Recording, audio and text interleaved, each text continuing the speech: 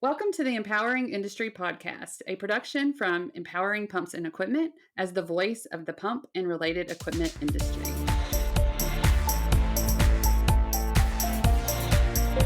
Hey everyone, and welcome to episode 65 of the Empowering Industry Podcast. This is coming out on July 19th.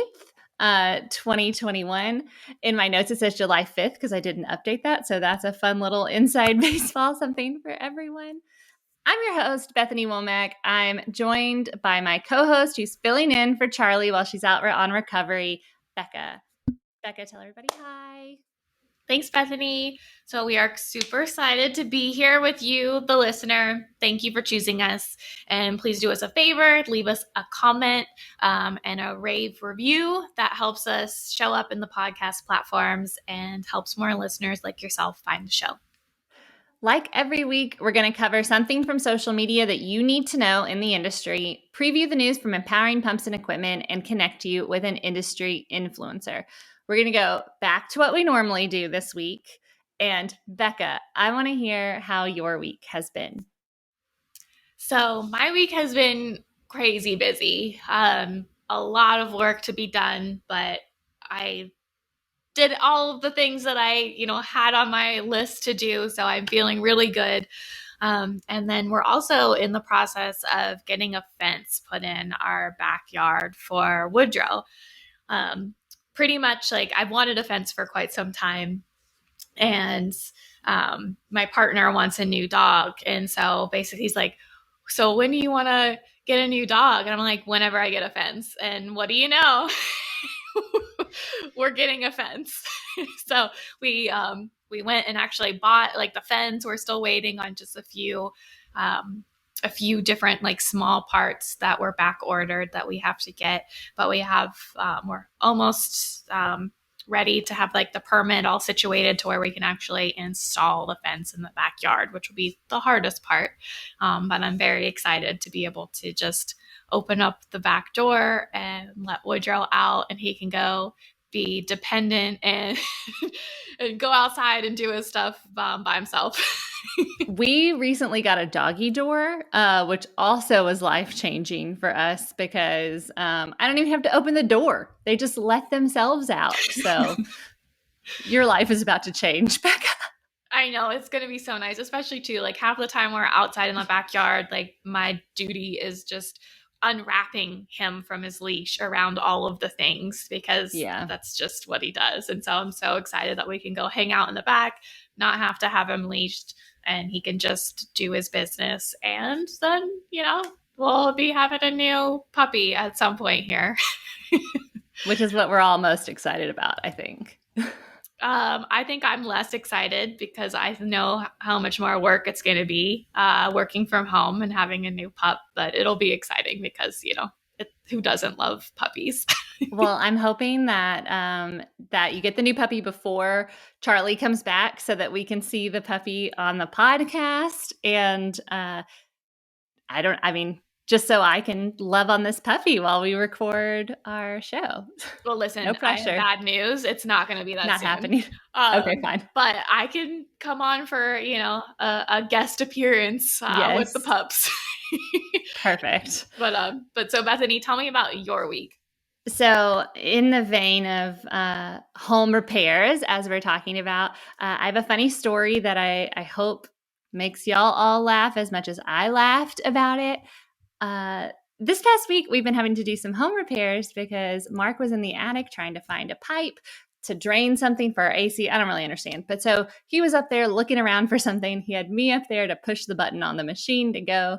And all of a sudden, I just hear him yell as his foot goes through the ceiling into Bowen's room. And so this is also after Bowen's gone to bed. And so like I hear Mark go, ah! And then I see that he hasn't gone all the way through, but so then he's just sitting there with his foot through. And then I hear him go, hey, Bowen, Dad's fine. It's totally fine. We're okay. So then traumatizing. He's going to like wake up screaming at night. Like, Dad, Dad's foot attacked me. No, he went and told all his friends that his dad made a hole in his bathroom. And so they've been fixing it. And now we get to paint. And it's been a really fun week for home repairs. But we needed to paint. His bathroom has been pink since we moved in, and we've been talking about painting it. And now, I guess, is the perfect excuse to do so. And while we're doing it, I'll make Mark listen to the podcast so he can hear his story of falling through. But I guess we should just go ahead and get into this show. First up is our Let's Get Social segment. This is where we're going to tell you something you need to know that I saw on social media that I think will help you and give you some insight into something that you need to know. And we want to invite you to our virtual meetups. So for Empowering Brands next week, or technically this week when you're listening to it. So Tuesday, the 20th, every third Tuesday at 3 p.m. Central Time will be our Empowering Brands Meetup. And then for Empowering Women, our next one will be Wednesday, August 11th, every second Wednesday of the month at 11 a.m. Central Time. But you need to pre-register for those events, so the link will be in the bio.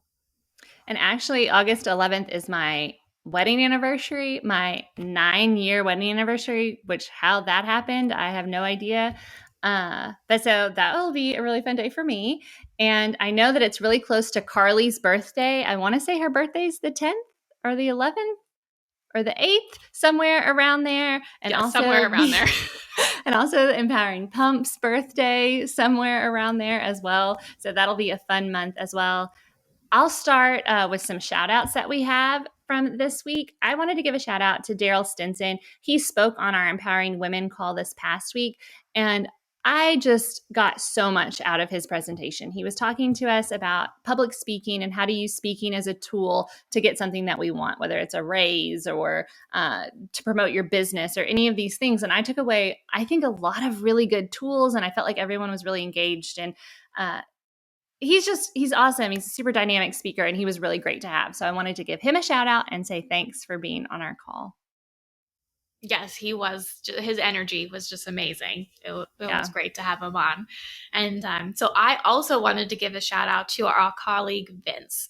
So yesterday was his 60th birthday, and I just wanted to give him some extra birthday love. Happy birthday, Vince. You know, it's such a big milestone, and, you know, we are all so happy that you're on our empowering team.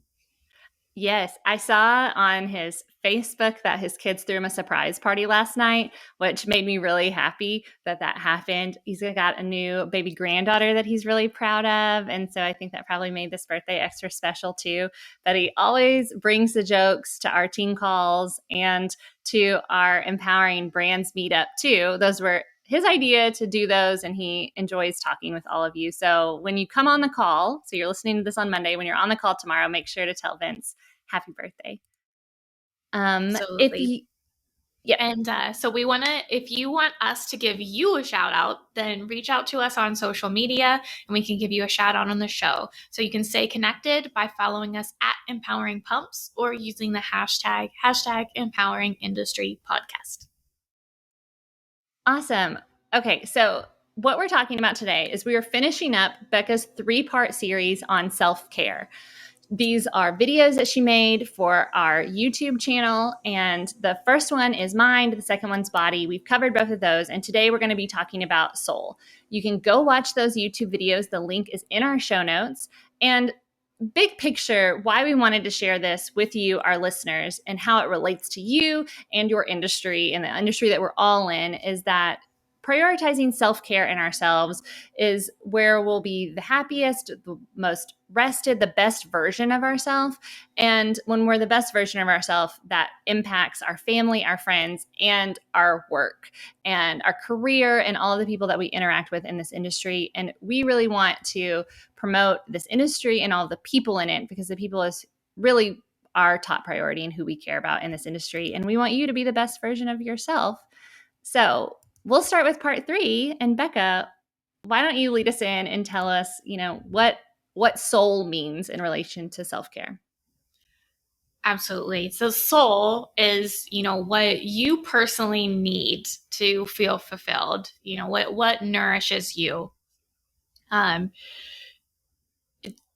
course, your mental health and your physical health are important, and those are normal things that I think everyone can, easily understand and get. But it's also important to, think of what you need, like as a person. So what are the things that give you joy? That's always the question that I like to ask myself and other people when it comes to figuring out what those personal needs are. Visualize what those needs are and what really, fills you up whenever you're doing them.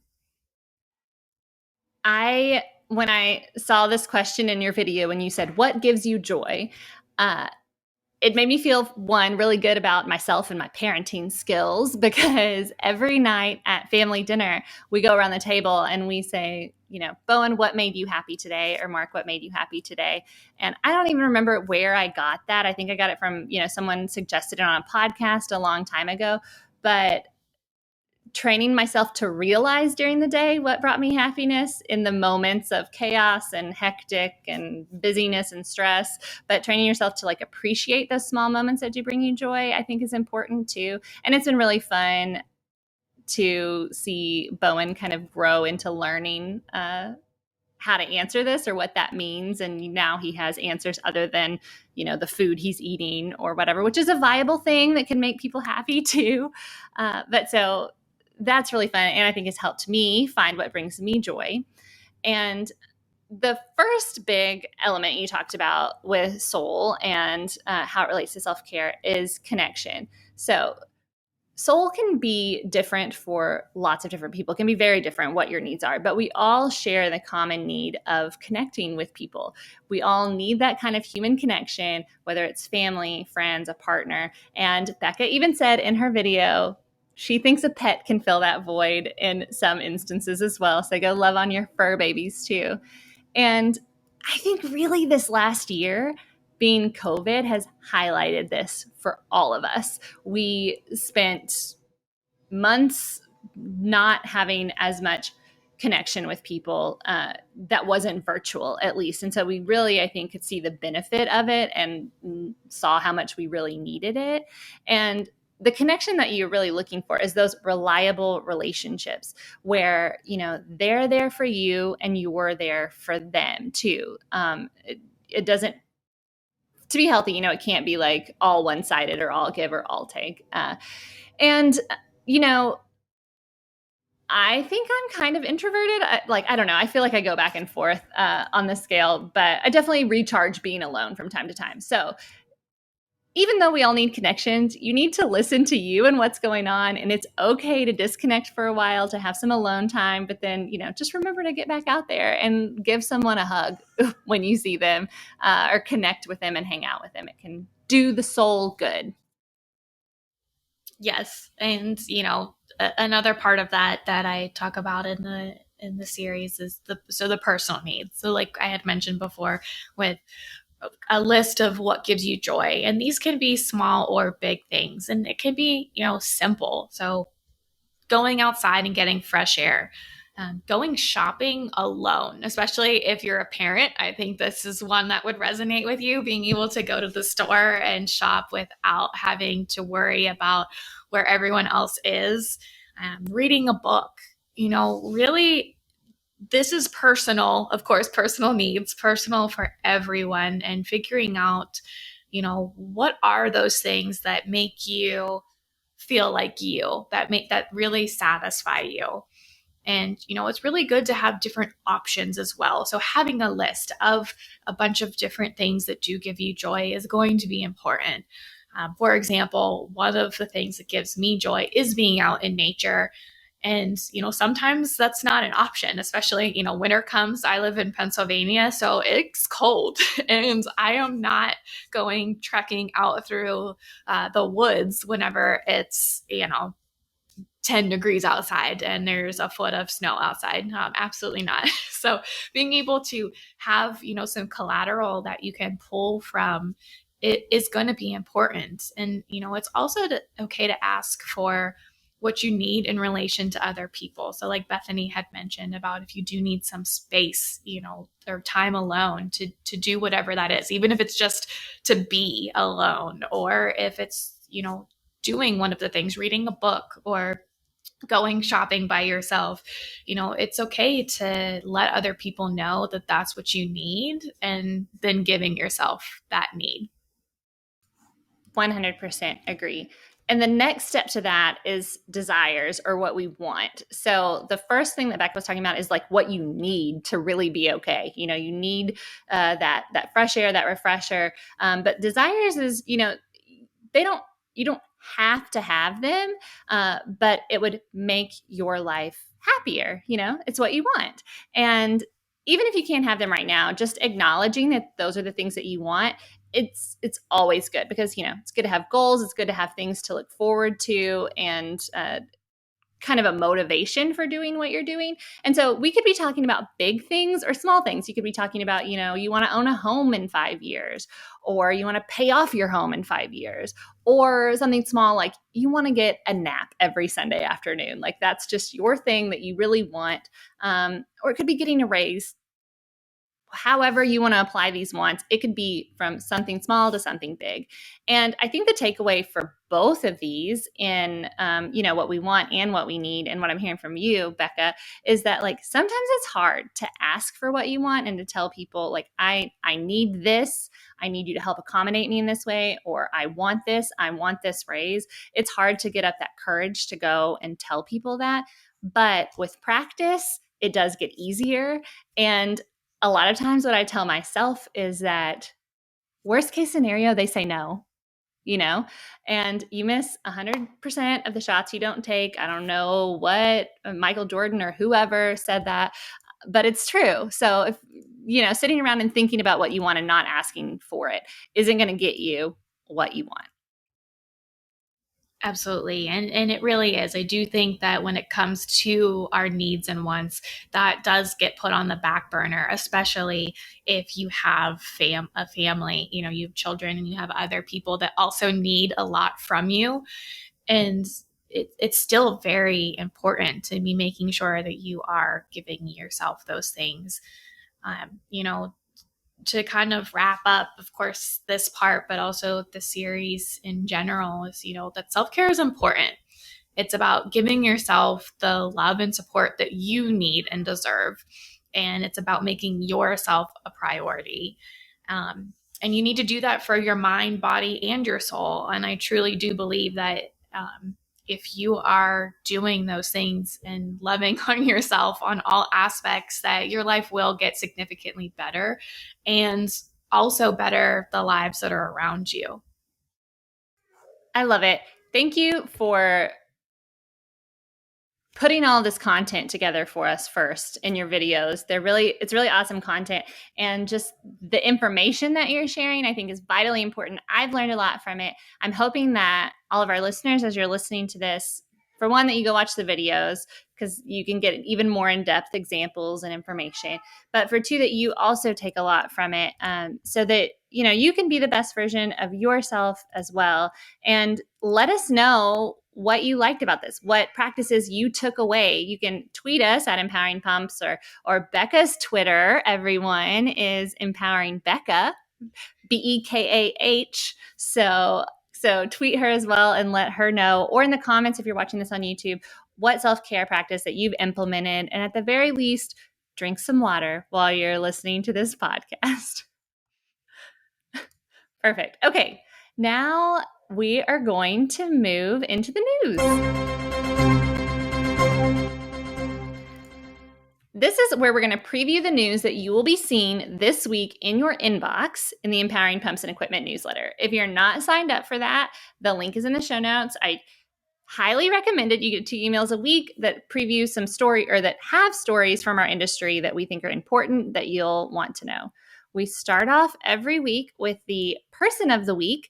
You already know this person because I think I've talked about her like the past 5 episodes. I don't know. But our person of the week is Kaylee Looney. She's a mission analyst at L3 Harris Technologies and founder and editor-in-chief at Reinvent Magazine.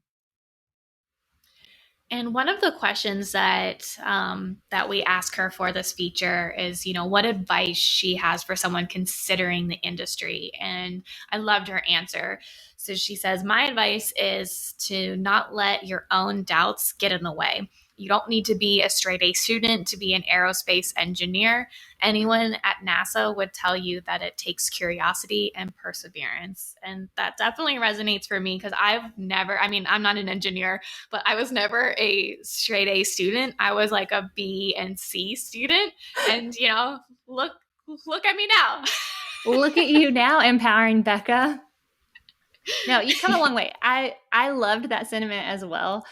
She has wonderful answers. She really thought through and gave us really great content for her industry profile. So I recommend reading it. And one of the big reasons we do these People of the Week features is so that you're able to connect to people in the industry. So, go and add Kaylee on social media or LinkedIn so you can see things she shares, which I'm going to briefly share one of the things that she shared that I read this week that was awesome.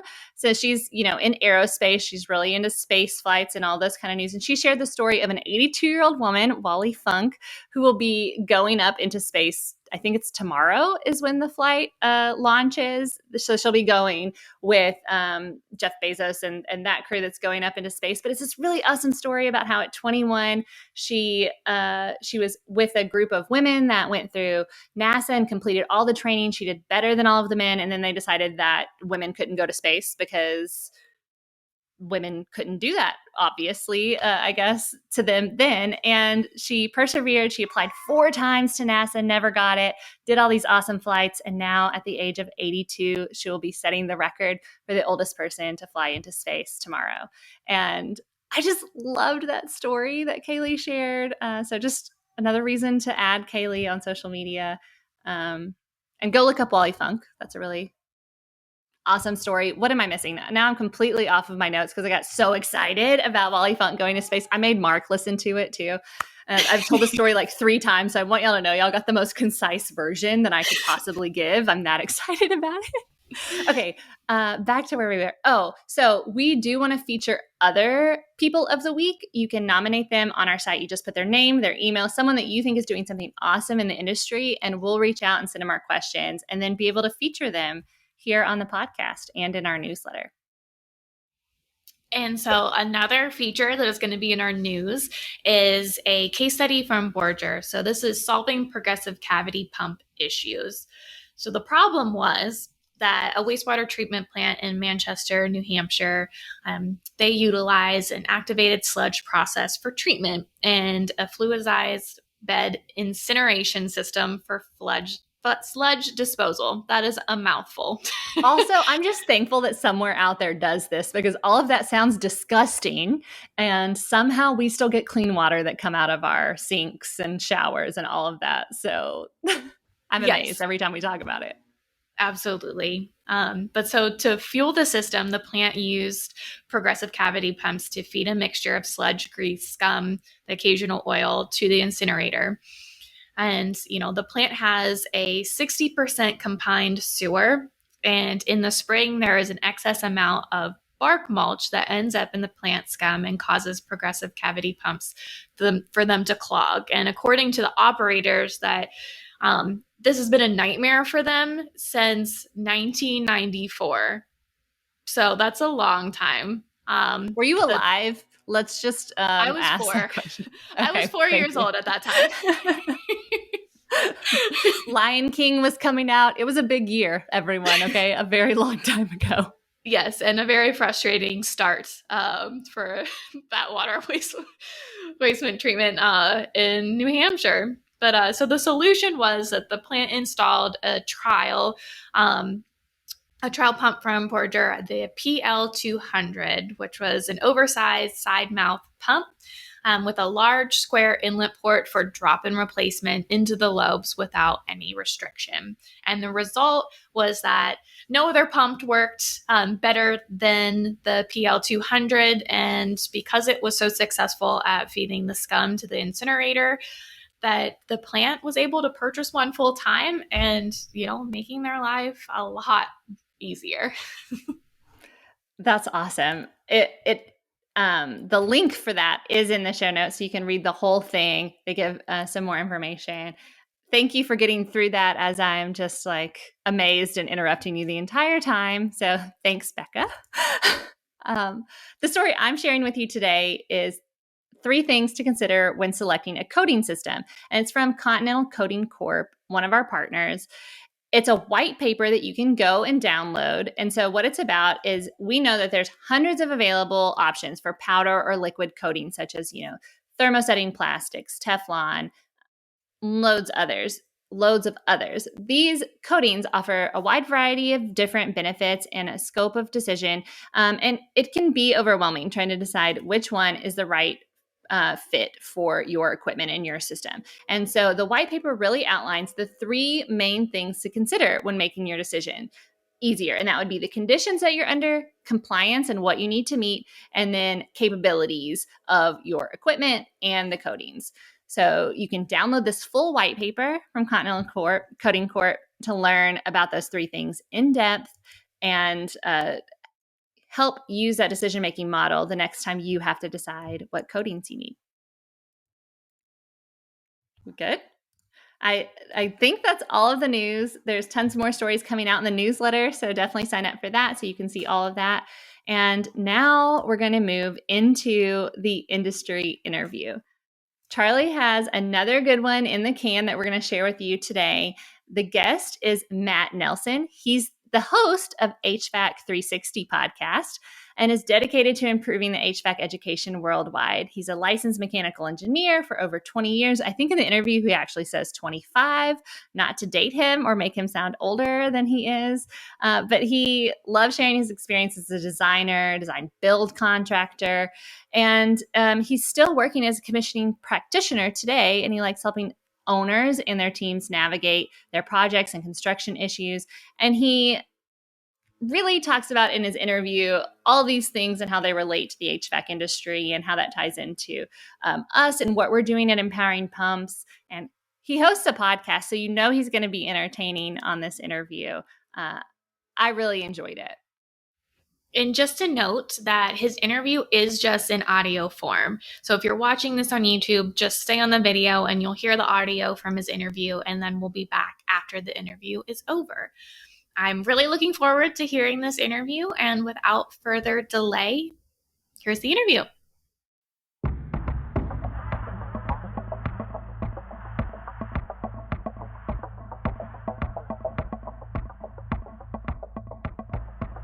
Hey, Matt. Welcome to the Empowering Industry podcast. Thanks so much, Charli. Thanks so much for having me. Yeah, I'm excited. You're the person that interviewed me for my very first podcast way back. So that you introduced me to podcasting. But let's start with telling everybody who you are, what you do for the industry.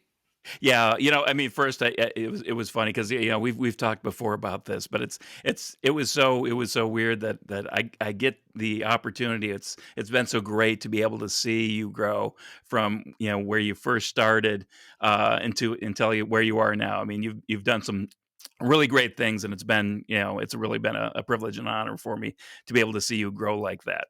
Yeah, we'll have to link back to your episode that you have of me and you talking, because I think it's so funny. I don't know what I'm going to do here, but here we go. This is it. So it was quite a fun, I guess I would say, experiment for me then, but I've always loved it. So I think you probably agree with that, just hearing people's stories and how we can inform the industry, right? Absolutely. Yeah, so I guess kicking this thing off, I'm Matt Nelson. I am the host, the producer of HVAC 360. It is a HVAC based podcast that allows people to learn a little bit more about more the commercial side of HVAC, and really to be able to meet some of the people and investigate the products that is on the HVAC side. So in a nutshell, that's, my background. So what makes me the expert to be able to talk about this? Well, I guess I've been a professional mechanical engineer for about 25 years now. And I've been involved in everything from HVAC design, and I've done a lot of commissioning. Probably for the last half of my career. Actually, it's probably been more than half of my career. So that was the one thing that really got me into being able to learn and to talk about this, because as a commissioning authority, your ultimate goal is to be able to make sure things work. So you want to be able to make things work from the design all the way through construction, and so that the owner really understands and can have a building that they really can run well. Yeah, so I was curious. You mentioned some of it there, we're talking about the mechanical engineer, but what got you into mechanical engineering? What made you want to pursue that career? I guess it was like a lot of us engineers. It's the propensity for math, the kind of we like that portion of it. I didn't know exactly where I was going to fit, but I knew that I liked math. I liked the engineering aspects, trying to make things work, and really that's what got me onto mechanical engineering. I've always had this, you know. Love for construction, but it wasn't until I sat down. I mean, literally, it was one of the first job interviews that I had that I were like, oh, it's mechanical engineers do this. Oh, okay. It's like a light bulb moment, and I'm like, why did I not know this before? All through school, I had no clue. It was when I got into mechanical engineering, it was all focused on manufacturing, manufacturing, manufacturing. And a lot of it doesn't really go into the built environment HVAC side of things, which is really kind of bizarre to me, but that's what it was. So let's stay there for a second. So with that in that HVAC industry and how we get the knowledge to these mechanical engineers that this industry is valid, that we need you, what you're going to be doing. I mean, you've been doing this a long time because that was, about 10 years ago when we did our podcast. Have you seen a shift in that at all since you've been kind of in the industry? A shift in the learning. I guess here's the thing. When most people go through mechanical engineering in college, they learn the theory, the basic fundamentals, but they really don't learn about HVAC design until they start working for an HVAC design firm. There's very few programs out there. And I've kind of gone into that a little bit on my podcast, but there's very few that'll focus on the built environment. Usually there are schools out there that will have what's referred to as an architectural engineering degree. And that is something that will kind of explain about mechanical systems in combination with architecture and electrical systems, and kind of give you a nice broad brush overview. But typically, that's not something that most people get exposed to. I mean, so it's either going to be a surprise. You're either going to go through an AE background in college, or you're going to really know somebody that is either a sheet metal contractor, pipe fitter, or works as a mechanical engineer. Typically, they have like a combination of those. But it's really surprising that this field is kind of really hidden, for most people. Yeah, and I remember walking through this plant here in town, and there was a pipe fitter doing some more like industrial space stuff. But because I'm just a pipe fitter, and I'm like just a pipe fitter, right? Like for me, it's like so like I want to scream at them, like you're doing amazing work. Like everybody can't do this, and so I just thought it was something to note because I want people to know. I want to, if somebody was a pipe fitter was listening to this, right, just to know that that element of the business is necessary and they're necessary and essential, I guess, to how things are created. And so, with that, and kind of moving towards what's next, I know that we talked a little bit about it before about that sustainable, high performance buildings. What is the next, I guess, what does that mean? First of all, I mean, sustainable buildings, I can kind of understand that, but what does it mean in this space? Yeah, I think that a lot of people will talk about, sustainable high performance buildings. Um, is that kind of a redundant in talking about it? Sustainable to me means something other than green. I mean, most people think of the lead rating system when they think of sustainable. When I think of sustainable, I like to think of it more from a operator standpoint. You want to be able to design something, build something that is sustainable. Like they are able to, maintain it and to have it operate in a high performing manner consistently throughout the life cycle of the building. So that's what I like to focus on as sustainable.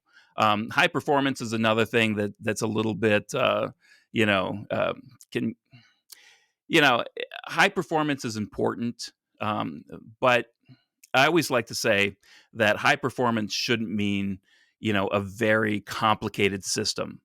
If you're going to go for high performance and you're going to do that by making a complicated system, that is the wrong path to high performance.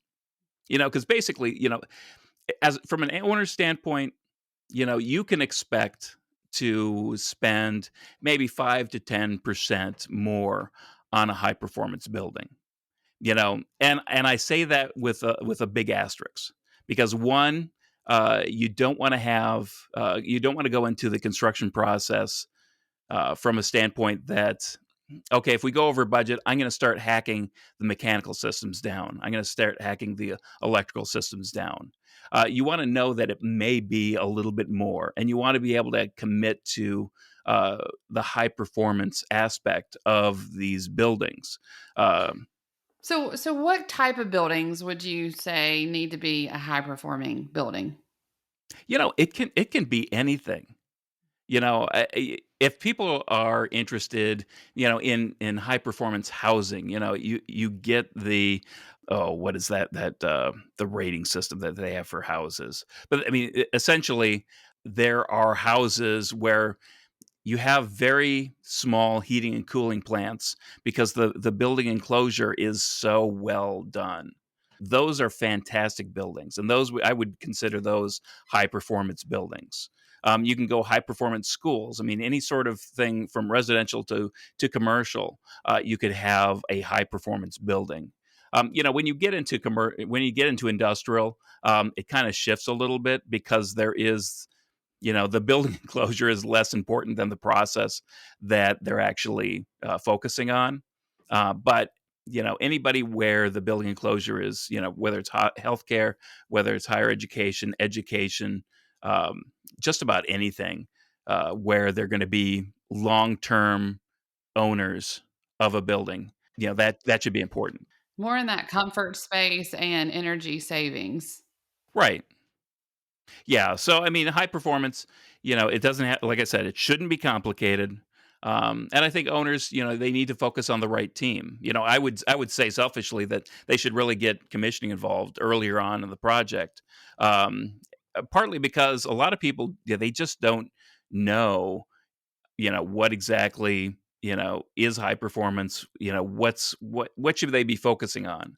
They're very familiar with, colors or what this, space needs are, but they don't have that technical background. And that's the one thing, if you get a commissioning authority on your team early in the project, they're able to kind of help people out to be able to focus on that. Yeah, and so how do they pick a commissioning person? I know I mean, when you're in the industry, you kind of get introduced to people like this along the way, different companies. But what is something that they should look for when picking? Obviously, it's primarily the same thing. It's a track record. They may have some recommendations. It definitely, depends on what type of building they are constructing.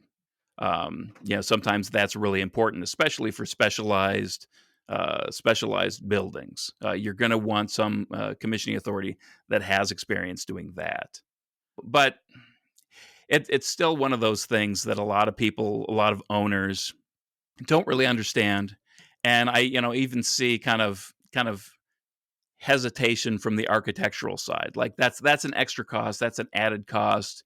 You don't need to go through that. And it's hard to fight that.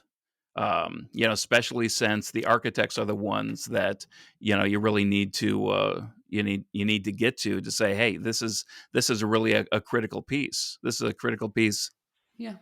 I agree. And I was just thinking about my own home. I've got the one room that's always cold when it's cold outside and always hot when it's hot outside. And you think if you just spent a little bit more time designing those air systems a little bit better, then you wouldn't have to be, finding another way to heat it or cool it when you need, you've paid for the system, it should work, but the front end of it wasn't designed correctly. Right. Simple terms for me, that's how I can think about it.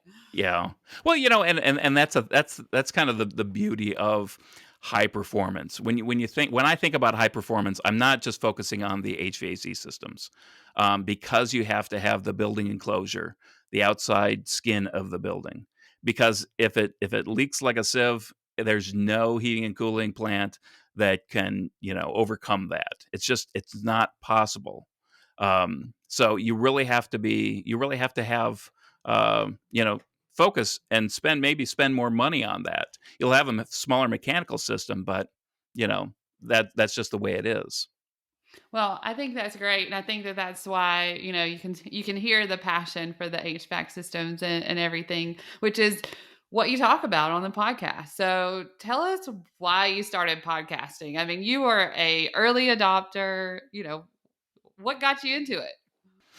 I like doing technical things. I like as a commissioning authority, it's kind of ingrained in me from even when I was designing that I needed to know how things worked, and that came from everything from being able to code a page on the internet, just my own website.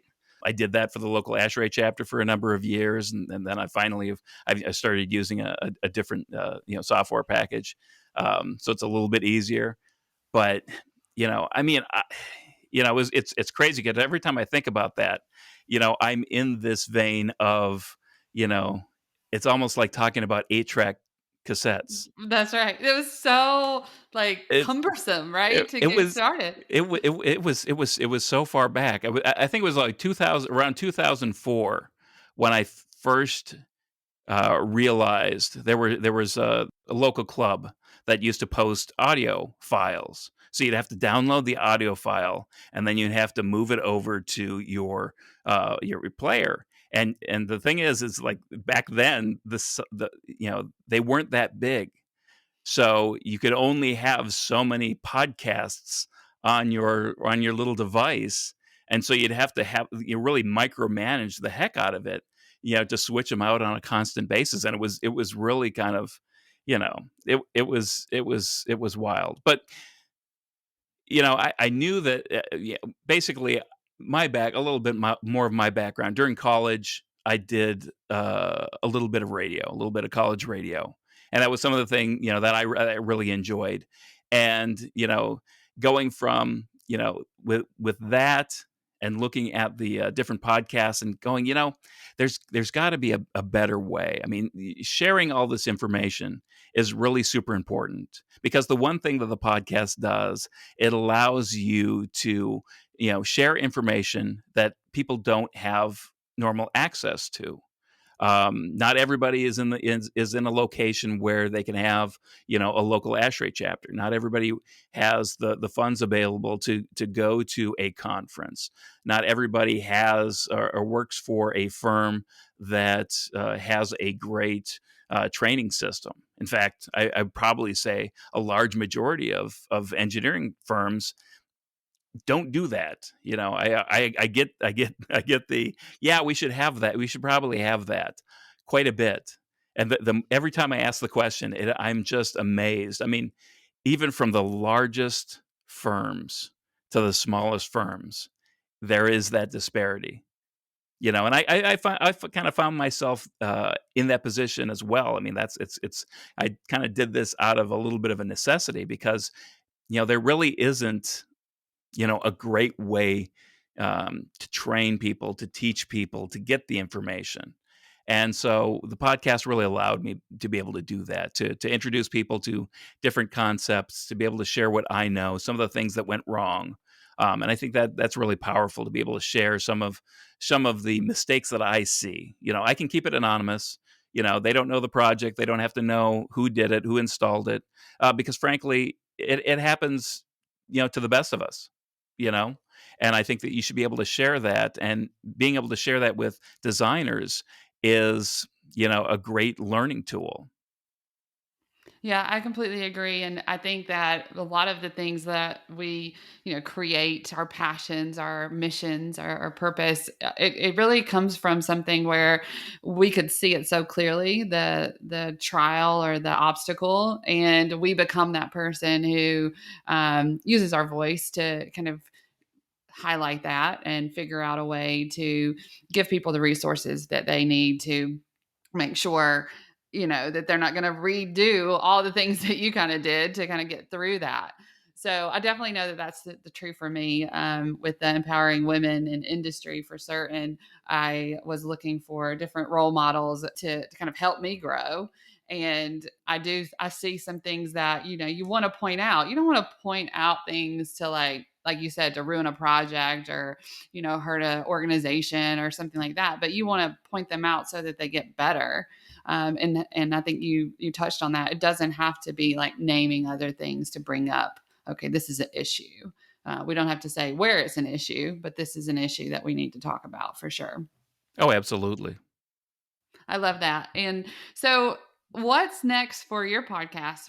I'm not in that, learning how to, put these systems together or anything, but what can people look to find if they, download your podcast? I think that a couple of different things. I mean, right now I probably have 170 plus podcasts, and that really spans a number of years. I mean, right now I'm kind of in the middle of a slight hiatus from these things because I'm not a full time podcaster. I do this kind of on the side for people to share, and you know, but I think if they have questions, they can go there. And also, you know, I'm someone who the one great thing about podcasts is that most of the podcasters out there, are not superstars. They're everyday people. You can reach out to them and have a conversation. And that's I think I've sent you some details on how people can reach me via LinkedIn, and that's probably the best way, is through LinkedIn. But just to have a conversation like, hey, you know what, I have a question, and sometimes I've answered it on a podcast, and I can redirect them there. Whether it be how to become a commissioning authority, or what are some of the things that I should look for on this particular topic. Just being able to do that. Now I always aspire to do more, but I Don't I we hate all? Don't we all? I hate to kind of forecast what I intend to do. But the one thing that the podcast really kind of highlights for me is this asynchronous learning. It's like wherever you are, because it's all about the listener. Wherever you are, you can learn when you want, where you want, how you want, how fast you want. If you want to go down that rabbit hole, go down that rabbit hole. And I'm just trying to provide more information. I aspire to provide more information that is on demand, and it's gonna be in that same vein. So whether it's different lectures on different things, going deep down a rabbit hole on various topics, that's kind of where I want to get to. So your resource. So your resource, with the podcast, but also online. Just if somebody wanted to reach out and ask you a question, you're available to be that resource to kind of help them solve that problem. Yeah, I mean, obviously, I have to say within reason. You didn't hire me; you just asked me a question. So I'm going to give you an answer. And if I think that you need help, I'm going to say, well, maybe you should look for a professional near you. You know, Yeah, well, I think that is the challenge when you are doing things like this. There's some of your skill and knowledge, when you are working in this field, has to be part of the work, and so I agree with that too. I talk on social media a lot, and I'm not going to give all my secrets away on a free, presentation. I do want somebody to work with me, so I totally get that for sure. So I guess, I mean, we're really out of time, but I just like talking to you, Matt. But what is some advice you would give, somebody who would, be thinking about coming into this industry or even podcasting, what is some advice that you would give? Yeah, I think that really focus on. There's so much a scarcity mentality that might be out there. I mean, and specifically on podcasting, you know, I am really excited about all the technician podcasts that are out there. I have been around for a long time. And it was funny because when we talked, I ran into Brian Orr, and he referred to me as the podfather of HVAC because I've been around since before people cared to look for podcasting. But the great thing is those resources last, right? They're still there and people can go back and listen to them, which I think is part of the, just amazing work of a podcast is that you're going to reach somebody, 6 months from now, and it's like they can just start over with all of your podcasts and go from one and go through them, right? Absolutely. They may not do that. They may like search. I sometimes search through the topics, right? Right. But yeah, it just depends on how learn, like you said. Yeah. And I've been in contact with a few people who have asked me that question about podcasting. So I'd be more than willing to share my knowledge of what I do and what is a some good options. You don't need a studio space. You don't need a lot of expensive equipment. So it's just there's some fundamentals, and I just say if you have that inkling, if you have that bent towards speaking into a microphone, go for it. Interview some people. I mean, the one thing one of the things that I just started that I've always had in the back of my mind is I've got to interview people because we're going to lose a lot of this institutional information. And, just the other day, I heard about my ninth interview. The guy was an icon locally, and he had passed away this past year. And I'm so glad that I was able to capture at least, a small portion of his knowledge in a podcast. So I don't know who these icons are for every area. So if you want to go into whether it be your local hometown or your state or what have you, your country, go interview those people because that institutional knowledge is going to get lost. And that's what I'm trying to fight this brain drain of the industry with my podcast. Now, if somebody was out there who wanted to get into HVAC, I'd say, you know what, this is not rocket science. This is a great career that you can take anywhere that you want. I don't have to live where I am to be able to do what I do. I could live on the beach. I could live, by a beach. I could live, in the mountains. Whatever you want to do, whatever you like to do, there is a city, and in that city, there's going to be buildings. There's going to be engineers that need your abilities, and there are fewer and fewer people that are electing to go, because it's not glamorous, but it is a great field, and it is something that is very rewarding. We just don't know what happens behind the walls. It was one of the podcasts that we did. Everything behind the walls, like it's just amazing. So, and definitely the people who are making all that work is super amazing. So, Matt, thank you for being on here with me today. Is there anything that you want to close with for the audience? You just want them to know? No, I just go out there, be curious, find your passion, and learn. Reach out and connect with people because that's probably the best way to be able to grow your career. You need to be an active participant. You need to be a lifelong learner. And I'm just trying to help facilitate people. I'm trying to to feed their knowledge base. So be curious and do the best you can. Yeah, and make sure that you go check out HVAC 360 with all of those resources Matt gave us there. And thank you, Matt. It's great to see you again. Not a problem. Thank you.